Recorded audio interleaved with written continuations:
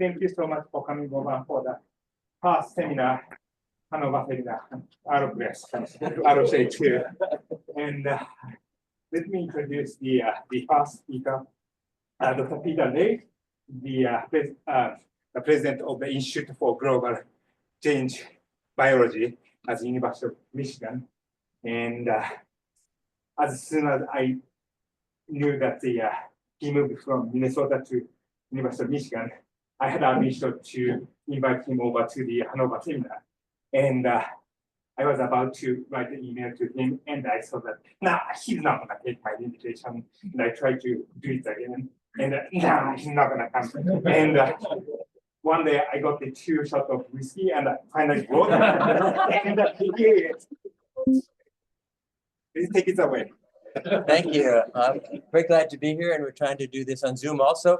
Is there a way to get rid of that thing on the top that says the meeting is being transcribed, whoever's running the Zoom?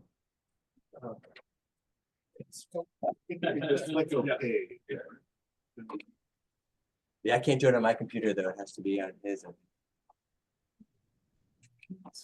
Okay. Great, thank you. Well, it's a pleasure to be here, and it's great to see everyone in the room here. I'm going to talk today about the climate forest, climate loop, asking whether we can use nature to fight climate change, or is this a lot of hot air? Like, why is this necessary? Everyone in this room knows why it's necessary. The Earth has warmed 1 degree C, and actually a little more now, since 1900. And by 2020, almost every biome and its people are already struggling from climate change effects on nature and the economy. And by 2060, climate change will reduce global well-being every single year by as much as the worst years on record, including the Great Depression and World War II.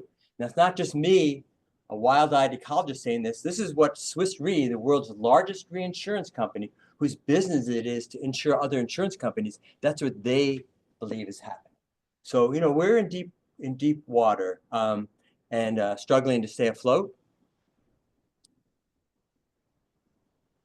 So those of us who think about natural systems might ask, what's the role of nature in the carbon emissions that are causing climate change and where they end up?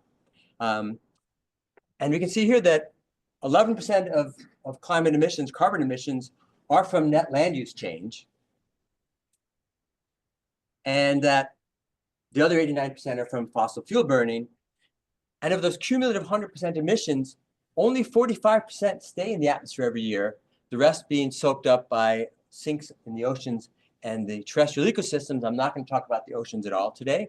But we can see that there's already this amazing service from the oceans and land sinks where the Earth would have warmed by 2 to 2.5 degrees already without land, Good morning. soils. Thank you so much, Dr. Patali. I appreciate your time. Without the oceans and land sinks taking away over half of the carbon we put in the air. So the big question is, can this multi-quadrillion-dollar service persist? And literally it is quadrillion dollars. And can we enhance it? So a lot of the work I do tries to think about various connections in this cartoonish loop, where we think about the way in which society is influencing climate. Climate influences ecosystem function directly and indirectly through changing biodiversity. And biodiversity influences ecosystem function, which influences the contributions of ecosystems either to slowing down or speeding up climate change. So a lot of connections going on here. And probably almost everyone or everyone in this room studies some aspect of this. So what is it we really need to know? Well, what's going to happen to ecosystems as we change climate and there's other global changes? And actually, I promise to keep talking about climate change in the next 4 years. Maybe I'll go to prison in our current environment. You don't know. It's very scary. Second, what's going to happen to climate? How will all this influence people and nature in their coupling? What should we do to tweak the dials to optimize the future? And how do we make that happen? So it would take months or years for all of us in the room to actually answer all of these. I'll talk about some of these a little bit in the next 45 or 50 minutes. I'm going to start with what I call the 1% rule. This is having to do with the role of nature, or at least land nature, in the carbon cycle and thus in climate. We all know there's 4 times as much carbon in soils and plants as stored in the atmosphere. And this is a very dynamic system where carbon moves between these pools relatively dynamically. And there's 300 times as much carbon in soils and plants as are emitted by humans each year. So there's a lot of carbon in soils and plants around the world. And all it would take, in theory, is a 1% increase in global productivity and a 1% decrease in carbon losses from soil respiration and wildfire to offset a fifth of annual emissions. Now, I don't know about you, but I've never done a study in the lab or field where I can measure anything with 2 or 3 or 5% resolution, let alone 1% resolution. So here we just need to change nature way below our detection level and have a major impact on climate change. Now, of course, the rub is, or the challenge is, we have to do this everywhere. We have to do that in all these systems all over the world. We have to change every place by 1% or change 20% of the world by 5%. But there's a lot of potential, but there's also a lot of challenge in making this happen. So what I'm going to talk about here is these 4 links in this cartoon chain up in the upper right. How does climate change impact on ecosystem function? What are biodiversity effects on ecosystem function? How does climate change impact biodiversity? And what does this all mean for potential for natural climate solutions?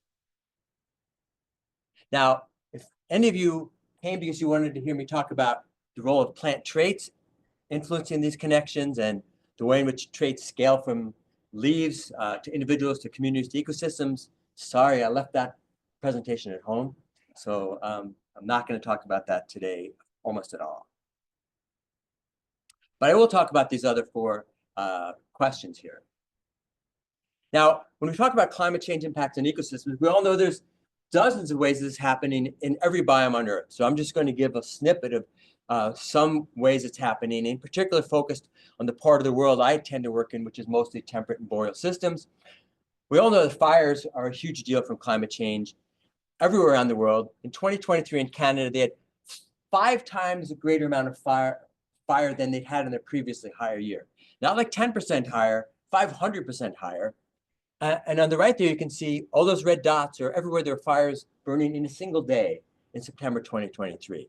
So we know that climate change is having a big effect through drying of plants and soils and the air and changing fires. Now, despite that, I'm only going to talk about fire a little bit in the rest of the talk. Even ignoring wildfires, climate warming already harms forests, and it even does it in cold, wet environments, largely through drying, as I'll talk about in the next 10 minutes or so. So I'm going to talk about some experimental studies in the field and some large-scale as well. So the first part is we've been running an experiment called Before Warmed, where we warm plants and soils without chambers in 2 sites in northern Minnesota for about 15 years now. Rebecca Montgomery and Artur Stefanski have been key collaborators on this. And we look at all sorts of impacts of this on plants and soils in a variety of ways. Major point I want to make right now is that even a 1.5-degree warming could be a tipping point. That's pretty modest warming. If you look for 2 of the species we look at here, white spruce and balsam fir, the upper panels are growth, the bottom is percent survival. As you go from ambient to plus 1.6 to plus 3.1 degrees under ambient or reduced rainfall, you can see for both of these species that any increase in warming really takes a big hit on their growth and their survival. So this is not like 5 degrees or 9 degrees warming. This is relatively modest warming. And in just a few years, it has a really big impact on their growth and survival. And most of this is due to water. It's not that they can't, it's cold in Minnesota and it's cool even in the summer. Being 28 degrees Celsius rather than 26 is not stressful for plants. But not having enough water is. And this shows the species sensitivity. Here we're looking at 10 species, not just 2, under both ambient and reduced rainfall, looking at the 3.1 degree Celsius impacts on photosynthesis, where above that dotted line means warming is beneficial to photosynthesis, below it means it's detrimental. And the species that are more sensitive to soil moisture deficits are more negatively impacted by climate warming. And this is based on like 15,000 measures of gas exchange over a number of years, in which sensitivity of stomatal conductance, and therefore the stomatal limitation to photosynthesis is greater in all species as the soil dries, but species differ in their sensitivity, and those that are the most sensitive are the most negatively impacted. So we see that warming dries the soils because it increases evapotranspiration. This has negative impacts on all the species, but some a lot more than others. And that's driving what we see in the experiment. And we think it's consistent with what we see across all of the boreal forest.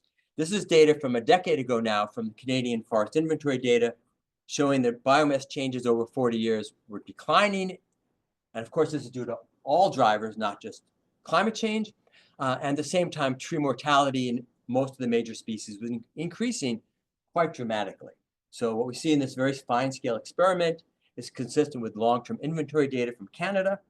And we also can delve into some of the ways in which warming and soil moisture interact to further look at this dynamic and the mechanisms.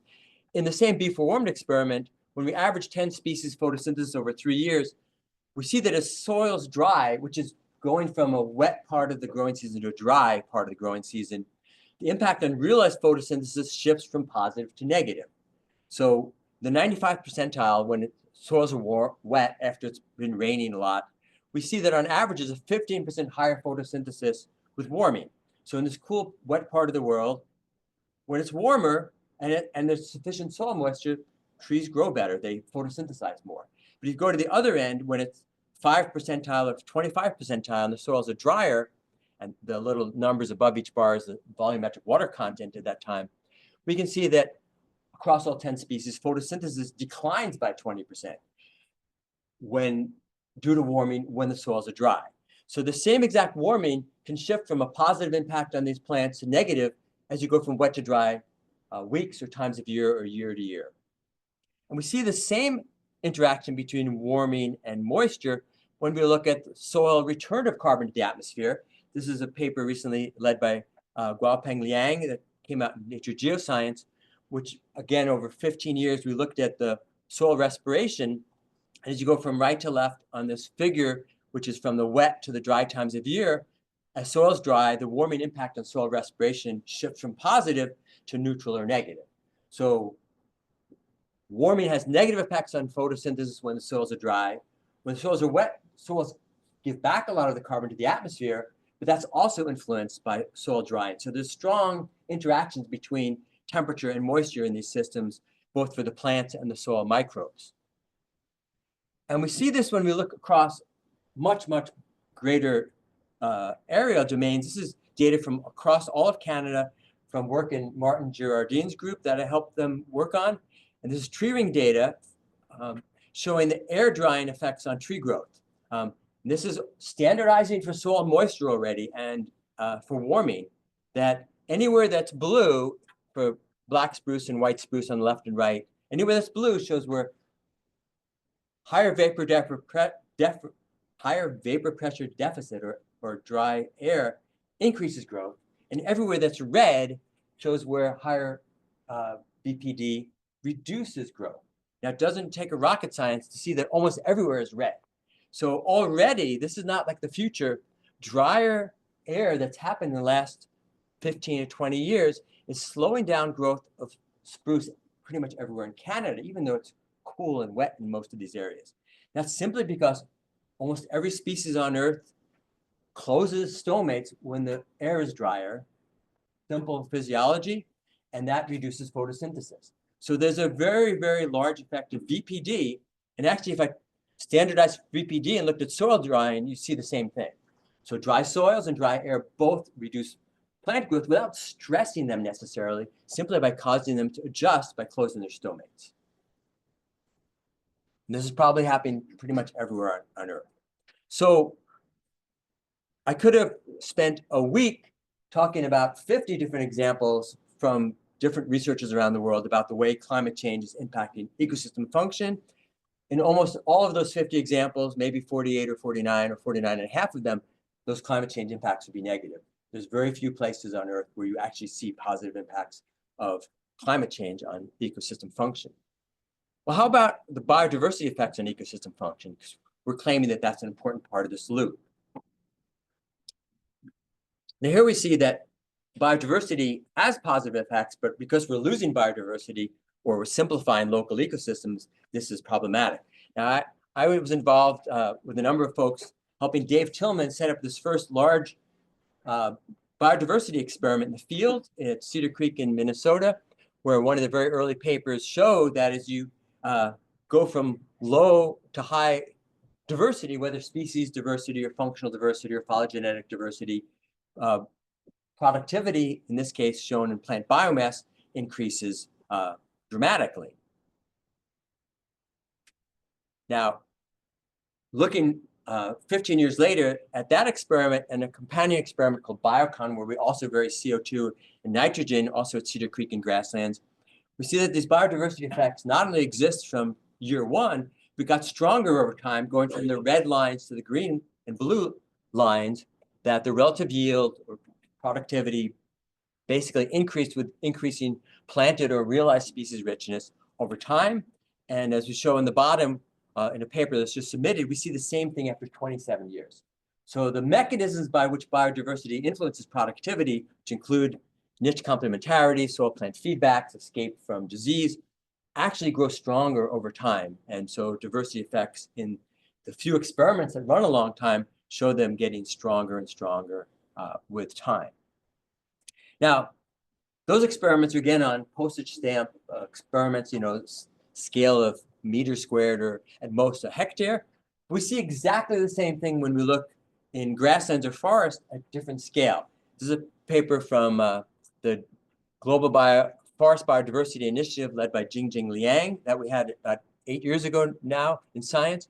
We're looking across hundreds of thousands of plots across the world. We see literally the same shape and same form of relationship between biodiversity and productivity for forests, and we see it in grassland experiments. And people have seen this in dozens of experiments now and in observational studies of productivity and biodiversity in grasslands and forests. So this notion that losses of species richness have negative impacts on productivity and also stability is something that we see not every time, but 19 times out of 20. It's very, very common. And we understand in a general way the mechanisms behind it, even though actually quantifying those mechanisms is actually pretty challenging. Now, plant diversity isn't the only thing that contributes to these diversity effects on ecosystem function. This is a study I helped Manuel Delgado Bacariza put together with data from all sorts of studies around the world, where we looked at soil diversity, and we looked at a multi-diversity index and then a number of different kinds of soil diversity against a number of ecosystem functions shown on the right and a multifunctionality index shown on the left.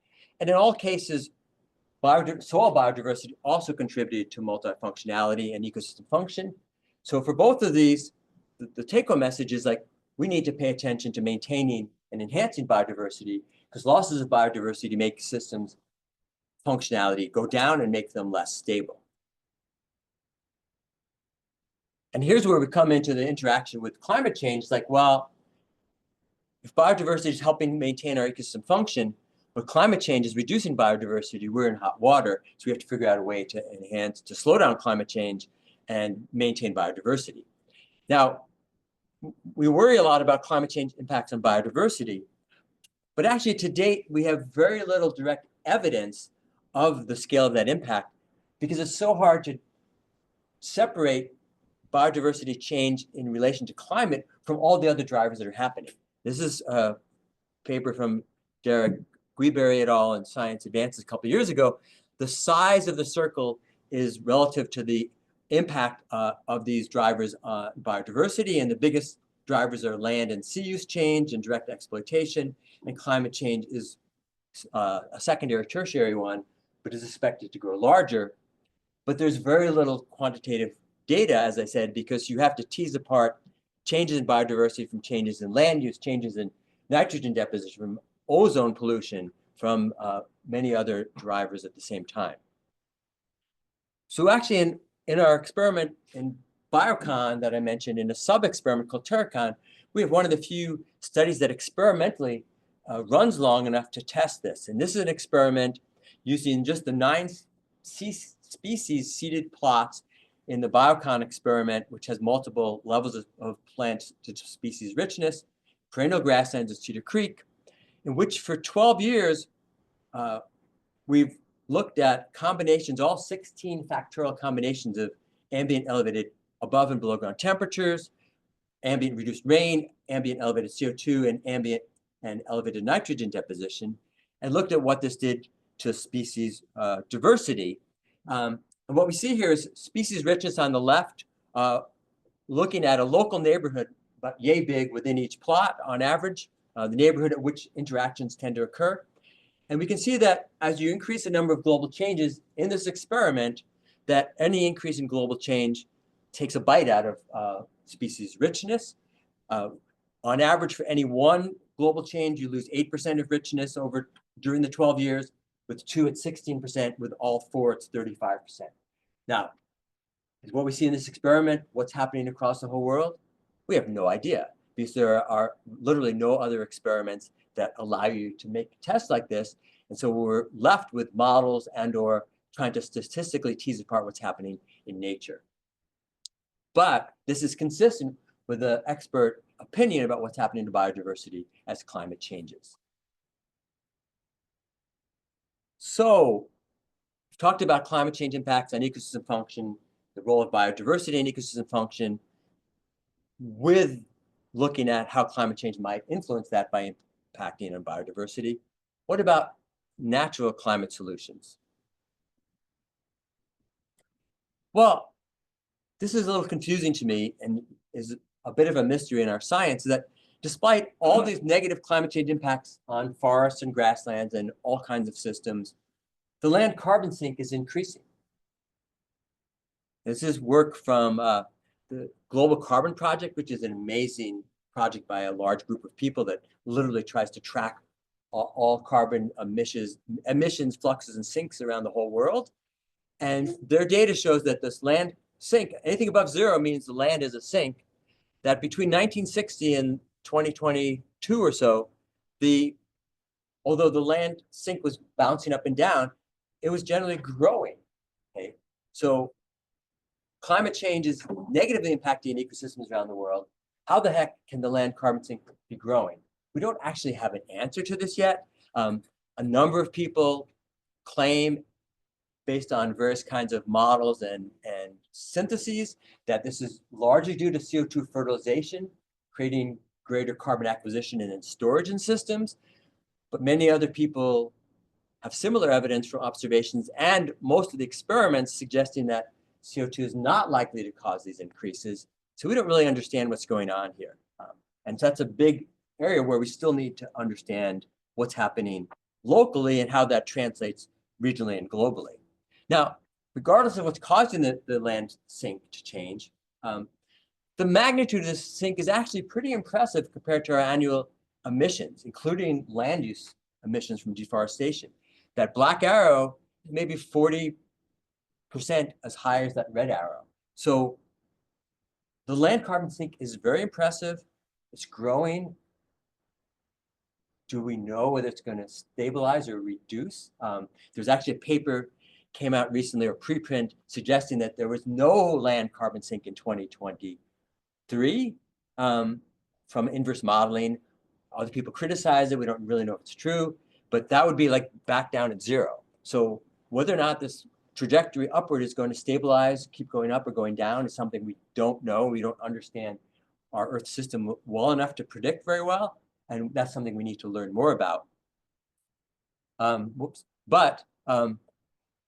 Whether we can keep this up and keep doing better is a big challenge. It's what natural climate solutions is all about. Now, there's a number of ways you can do this. I'm just going to show some photos from Project Drawdown, about 6 of the 20 or so ways this can happen. Things such as additional avoided conversion, meaning keep the carbon that's already in plants and soils, in grasslands and forests and other systems, keep it there rather than in the atmosphere, protecting grasslands, tropical forest restoration, conservation agriculture, tree intercropping, tree plantations on degraded land. So there's lots of ways we could try to do this. Each one of them is a tiny increment of what we need, but we actually need all of them or most of them collectively. Now, people who are skeptics, and I tend to be a skeptic, say, well, that's all well and good, nice photos, you know, it sounds great.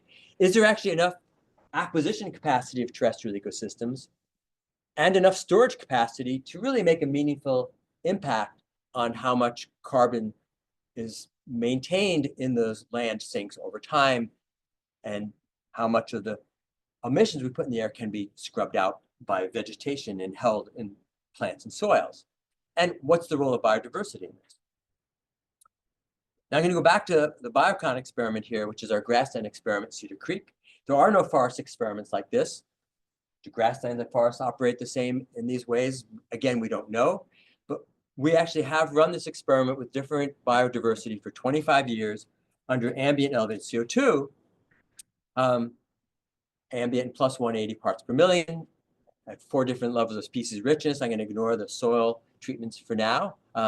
Again, open air treatments, and Sarah Hobby has been one of my main collaborators on this for many, many years.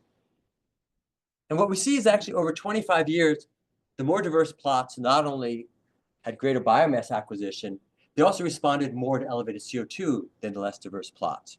So you go left to right, this is actually the species richness at the patch scale in the plots that were actually planted with 1, 4, 9, and 16 species. This is their average richness over the time period, again at a subplot scale.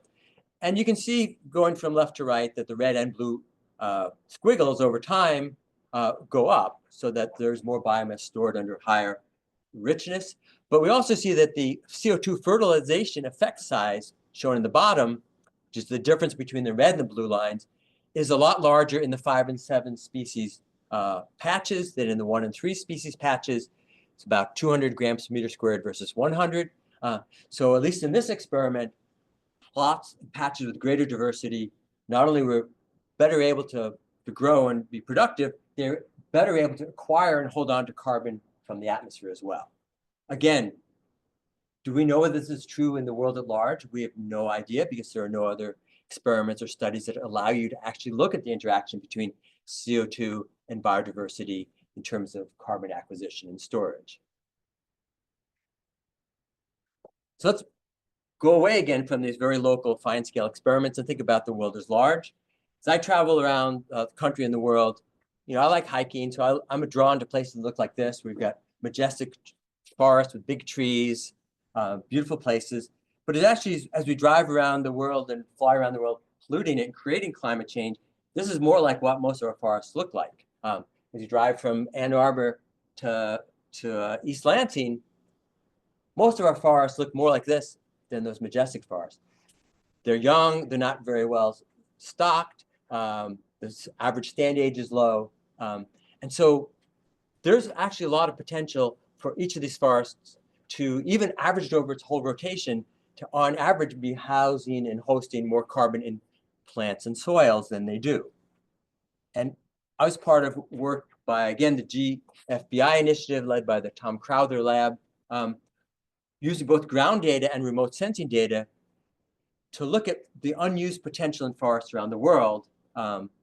This is outside of cities and agricultural lands, and it's driven by biodiversity, but there's 200 to 250 petagrams of unused potential, meaning if averaged over the rotation age for all the forests of the world, they were more highly stocked and had a longer rotation age, this is how much more carbon could be in them. Now, that number might not mean anything to you.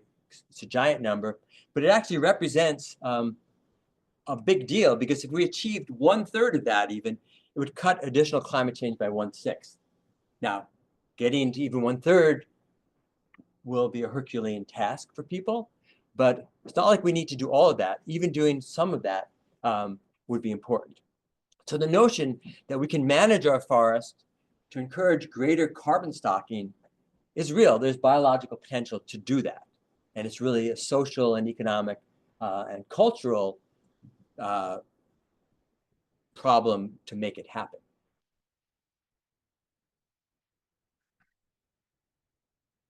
And the example I gave you of tree stocking only talks about tree biomass. It doesn't talk about soil carbon, which is also a really big deal. And here was a paper led by Shinli Chen, who was jointly at the University of Alberta and Michigan last year, in which we used Canadian inventory data to look at whether tree diversity influenced decadal scale forest soil carbon and nitrogen accrual. We saw that across all those dots in the map on the left, that forests that have greater species evenness and functional diversity were associated with a 30% increase in organic horizon and mineral soil carbon over 10 years. So even in natural systems, forests that were more diverse tended to be accumulating more carbon over time. So again, lots of different kinds of evidence suggesting that maintaining tree and soil microbial and soil faunal diversity matters to the ability of our systems to be healthy, to acquire carbon, and to hold on to it. And this is the other example of fire. Like, fire is a big deal, so we need to worry if all our forests burn up, the carbon's not going to stay in those forests. So slowing climate change and figuring out how to manage forests in the face of climate threats, wildfire threats in particular, is a huge deal. But I just wanted to point out that we don't have to get rid of fire entirely. This is work led by Adam Pellegrini, who's actually moving from University of Cambridge to Stanford, in which we took data from savannas and woodlands around the world and forests that had different fire regimes over decades, and looked at whether changing fire regimes could slow carbon losses. And the one piece of data I want to show you from a paper a couple of years ago in Nature, Ecology, and Evolution is that there's a nonlinear effect of fire frequency on tree biomass. So as you go from the left to right, forests or woodlands that were burned once every 10 years versus once every 3 versus once every 2 years have a very different shape of the effect of repeated burning on tree biomass. So as you have fewer fires, the system holds on to more carbon. So we don't need to get rid of fire entirely, but even reducing the number of fires will tend to make these systems have more carbon storage in them. So I've talked about a number of different ways in which we could try to store more carbon in the landscape. Here's a paper by a different Girardin that came out in Nature a couple of years ago, where they looked at all of the ways in which natural climate solutions might be contributing or be able to contribute to offsetting emissions. And this is a summary of that by protecting, managing, and restoring both grasslands and forests, you could avoid 1.25 petagrams of carbon emissions a year and have enhanced sink of the same size, roughly with a third of that from intact lands, a third from working lands, and 40% from intact lands, 40% from working lands, and 20% from native cover. And that this was collectively enough to offset 50% of our annual increase in atmospheric carbon. So again, getting to 50%, really, really, really hard, but even doing 10% or 20% or 30% is a meaningful impact on our slowing down the accumulation of carbon in the atmosphere. Now, of all the ways we can try to enhance carbon storage, and there's hundreds, if not thousands, of papers about different ways of trying to keep carbon in agricultural and grassland and forest ecosystems, not all of them will work. Much can go wrong. There was a really nice paper by Natalie Seddon et al., in Science a couple of years back, where she talked about the ways in which this could go wrong, including for indigenous people and for justice in general, and that there are lots of examples of projects intended to store carbon, enhance biodiversity, and have positive benefits for local indigenous peoples, which were ill thought through or poorly done and have negative connotations or negative impacts on all of those. And these are just 2 examples from her paper. But it doesn't mean that everything goes wrong all the time. She also had examples. In this case, there's one from a lowland tropical rainforest in Bolivia and dry grasslands in Tanzania, where there actually were win-win-win outcomes for biodiversity, for local peoples, and for carbon storage. And so as we think about and try to act on trying to manage landscapes for nature and for people, like always, the devil is in the details. We can do it wrong, and people, because sometimes people go out and plant trees where they shouldn't, and that gets a lot of press. That doesn't mean that you can't plant trees in a way that actually will work. And so doing it right is the hard thing to do. But just because it's done wrong sometimes doesn't mean we shouldn't think about and act on it. So the Earth has warmed 1 degree since 1900. Without those ocean land sinks, we'd already be in the toaster, 2 and 2.5 degrees warming. Can we enhance this quadrillion-dollar service? In theory, we could. There's no technical barriers. It's really about how we as people manage our resources and our landscapes. Whether we will or not is a big question. And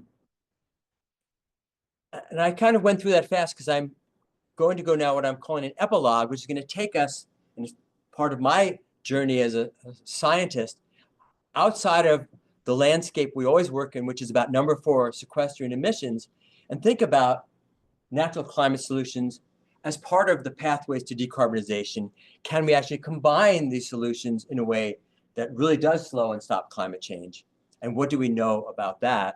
And can we do that justly? So one thing that often comes up when we think about the global north and global south is people have been asking this question for several decades now. Is it fair to ask poor countries to decarbonize?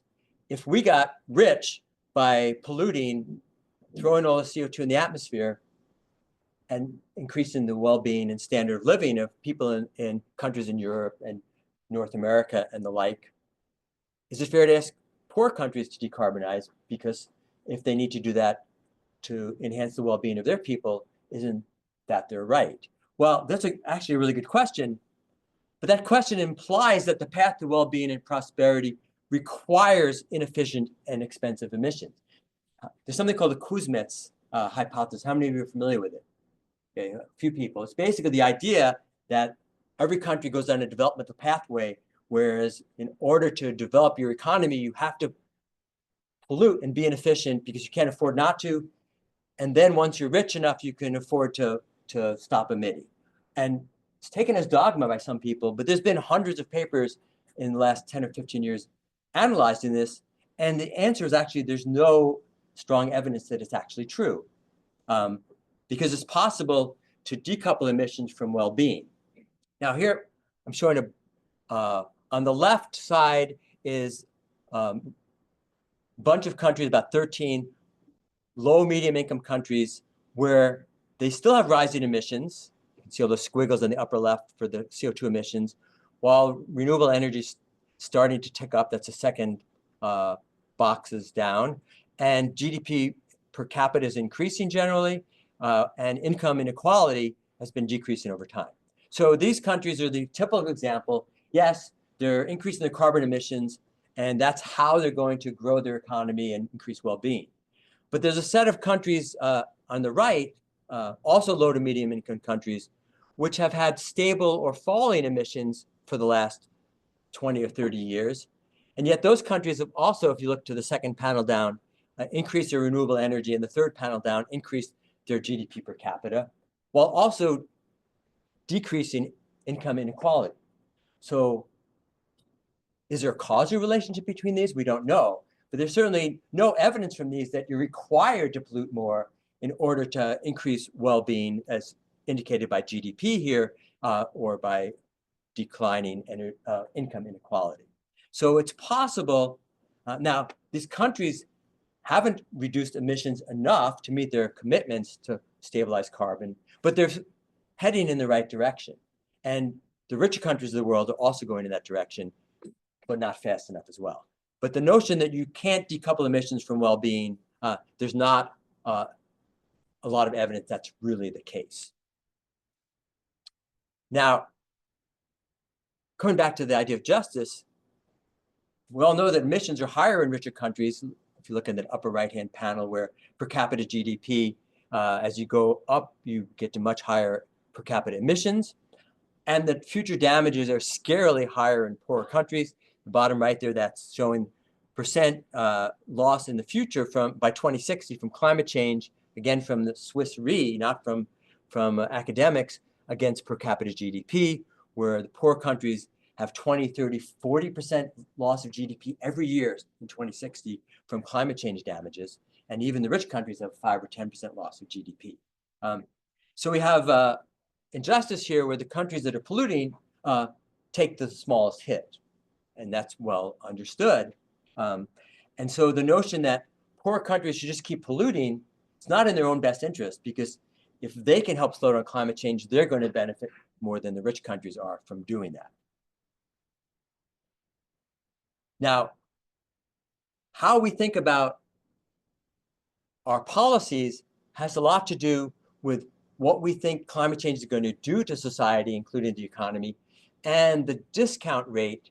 And here's getting a little wonky about policy about climate change. The two things that matter to what countries do are how bad the damages are and what we think the discount rates should be. And so the discount rate is really just has 3 components. You're trying to figure out how much should we pay attention to future damages? Should we pay for it today, or should people in the future pay for it? And the discount rate is based on 3 things: the presumed wealth of future generations, which economists assume is just going to go up and up and up, which as ecologists, seems like a crazy assumption to just believe is going to be 100% true.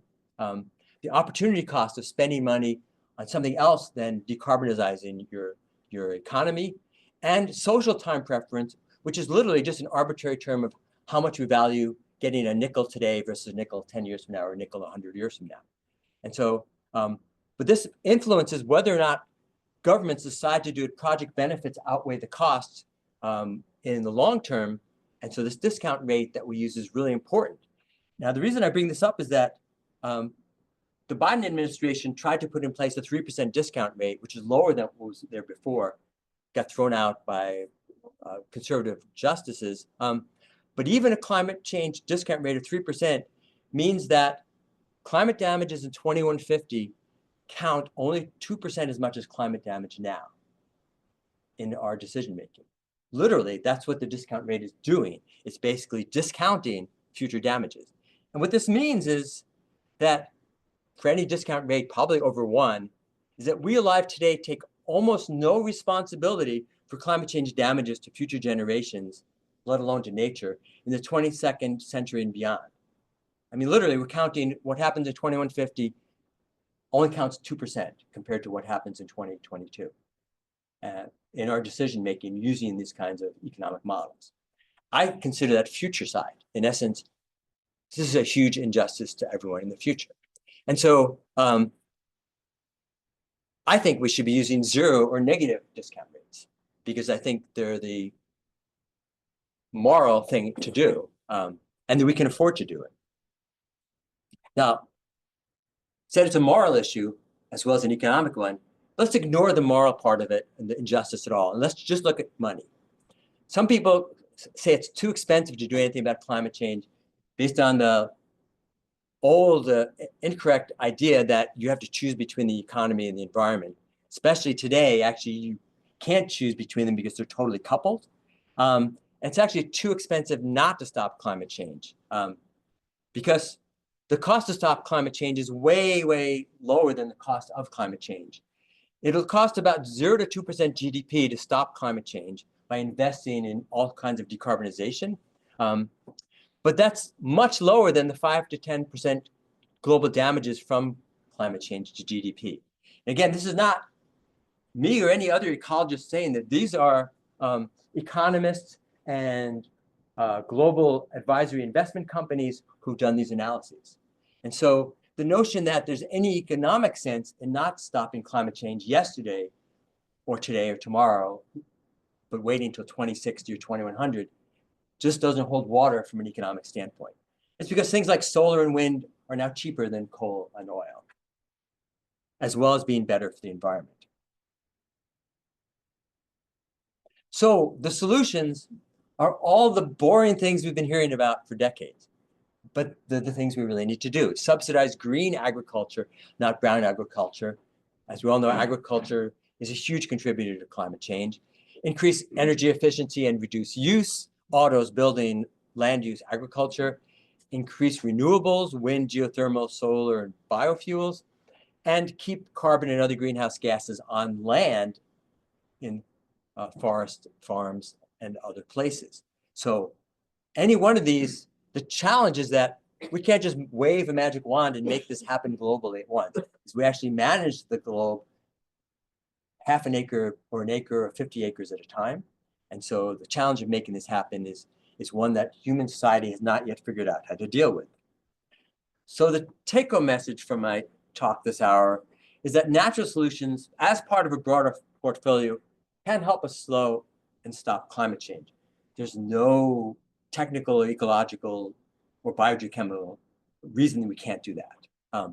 The key takeaways from this talk is that there are strong linkages between climate, biodiversity, ecosystem function, carbon, and back to climate.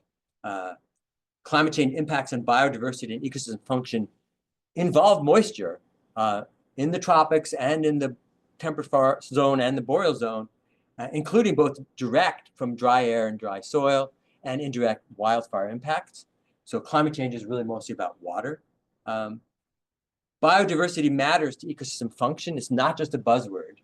It really is a critical part of how our ecosystems maintain their productivity and stability. And land-based carbon sequestration matters for slowing climate change. It's not the full solution, but it can matter. Now, because of either bad intent or bad modeling, there's been a lot of bad press in the last year or two about companies making a lot of money by selling false carbon offsets. But again, just because we do it badly doesn't mean we shouldn't be doing it and doing it right.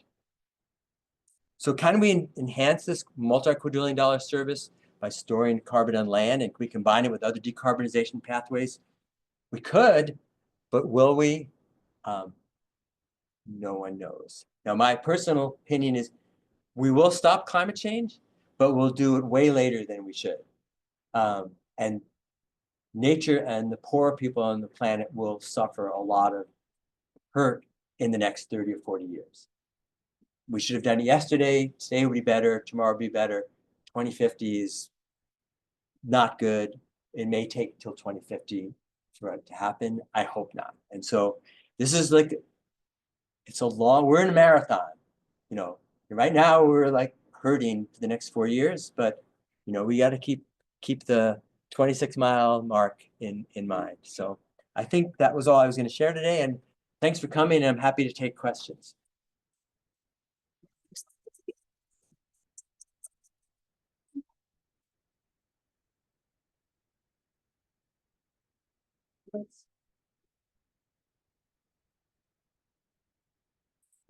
Thanks, Aki. Hi, great talk. James Cole, here in the Forestry Department.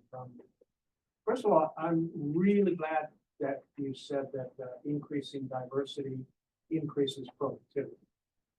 It's a good message, gentlemen. Yes, I think it holds in many, many cities. Not only to your discounting, the last thing that you talked about, discounting, we need to do it now rather than later. It's even better economically than it is tomorrow. Kind of think about doing things now. I guess I would add also that the IPCC emission pathways and some of those scenarios and economic look on those also points to the same thing, right? In essence, saying that the impact of climate change, the severity of the problem we'll have, is lessened by action now and Yes. really aggressive action Yes. now. So there are actual 2050 targets on emission pathways Yes. that call for. Oh, absolutely. This is like, I'm not the one who invented that or by any means, but the IPCC is amazing, but it's so comprehensive that almost no one actually reads it. I've actually read most of it over the years. But I asked last week, I want to ask today, and when I was giving a talk, maybe 100 people in the room and 2 people had actually read much of it. So the message is amazing. And they've done messaging in many different ways. Same thing with the IPBES. But we need to try to get that message out in every way possible. So I agree with you. And they've done it's chock full of amazing, you read it, it's like there's so much information in every single chapter. And the messaging is well, the big picture messaging is strong. So they have made that, but I think it's more valuable when it comes from economic players like insurance companies and corporations than it does from scientists. And so they're raising the same points as well.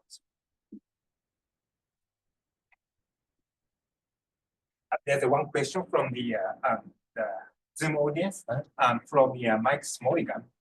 Private and public forests in Michigan are facing increasing economic and political pressure for land use change to replace forest with industrial solar facilities. Does this make sense from greenhouse gas accounting perspective? Sure. This is an issue everywhere. The short story to me is that it only requires 1% of global land area to completely decarbonize electricity, which is the same area as the urban footprint globally. So if you translate that to Michigan, to my mind, taking 1% of forests and putting solar on them, and you could actually still do other things with them depending on how you do it, it makes sense from a decarbonization standpoint. Cutting all the forests in Michigan and having solar everywhere, that makes no sense. So I think we can, in this case, have our cake and eat it too.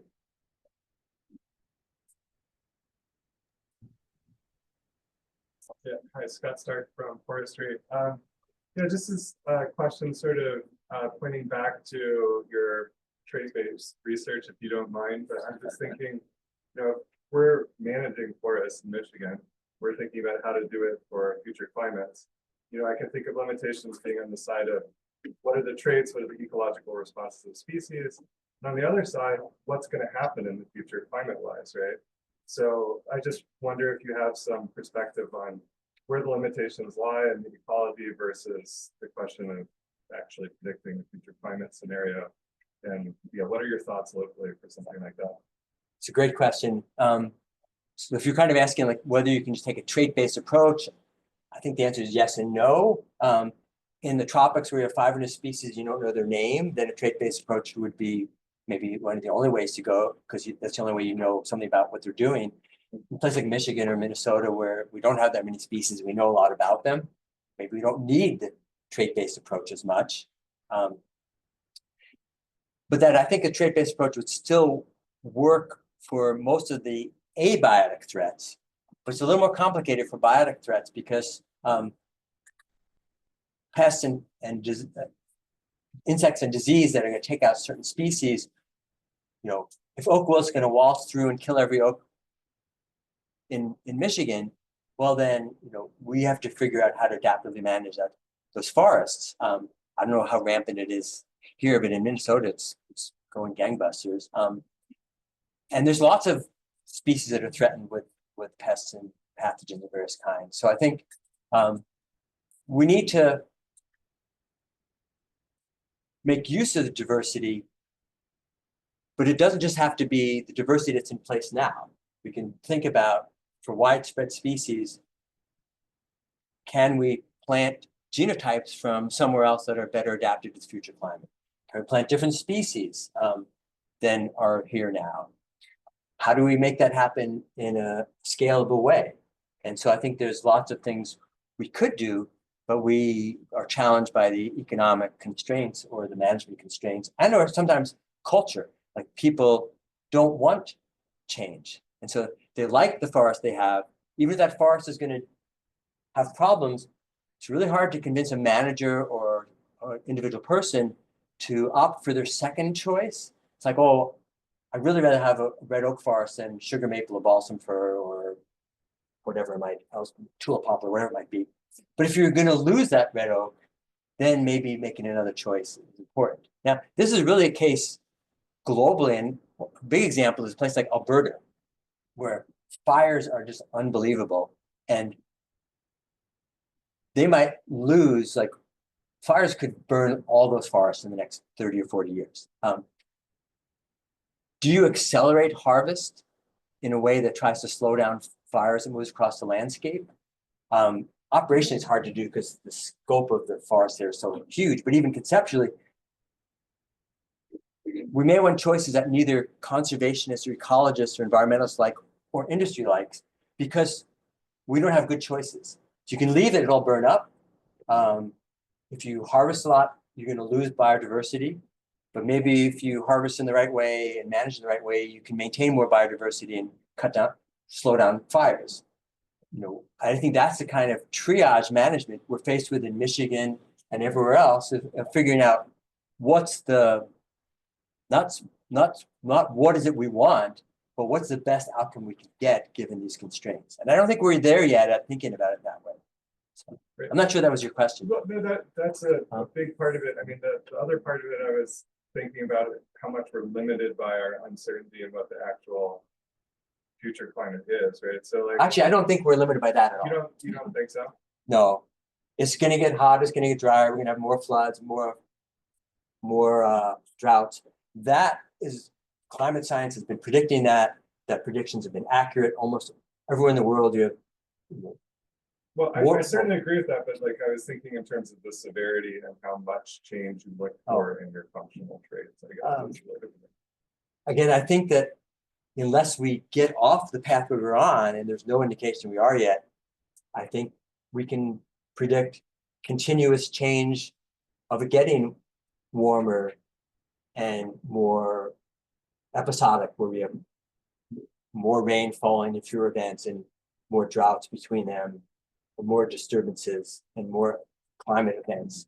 I don't think there's really much doubt about it. Now, exactly how that's going to play out, we don't know, but that direction of those changes seems pretty baked into the way climate is working. And so that's my opinion. I think you had your hand, Jim?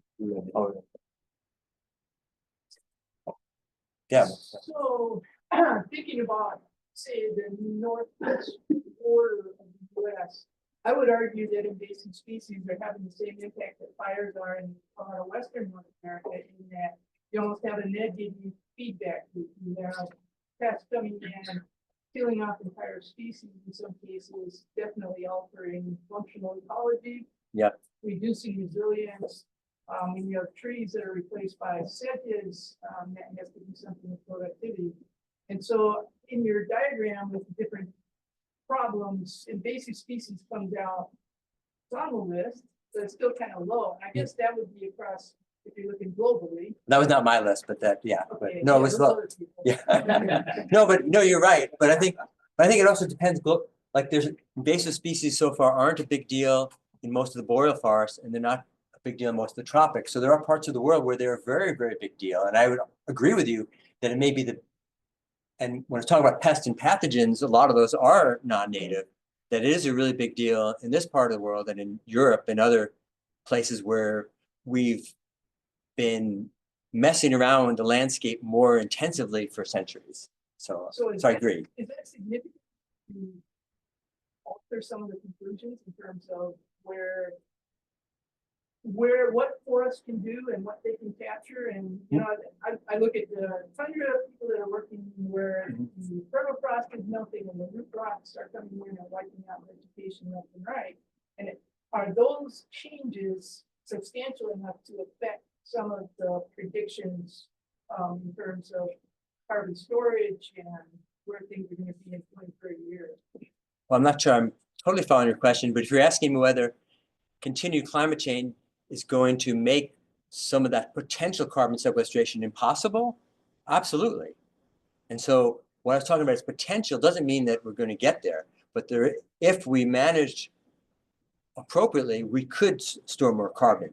But there's all sorts of constraints, fires, pests, disease, invasive species, and they're a challenge for us to deal with. And so I'm not saying we can easily do that, but that's the direction I think we need to try to go in part because also almost all the things I talk about have co-benefits for biodiversity, for people as well. Dealing with invasive species is a huge issue, and we're not very good at dealing with it. So I agree. Okay, I think that's it. And let's give another hand.